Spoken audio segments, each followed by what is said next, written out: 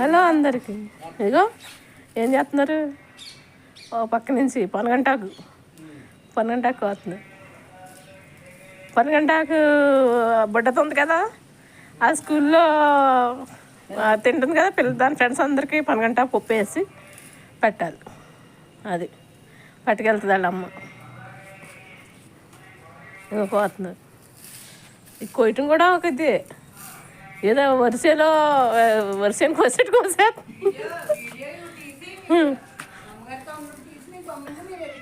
అవును. అది ఈ పక్క నుంచేమో సునీత పోతుంది ఆ బుట్టలోకి. ఇదిగో ఇదంతా బాగు చేసుకుని పట్టుకెళ్తారు అన్నమాట. ఇది పిల్ల ఒకటి చంపేస్తుంది. అది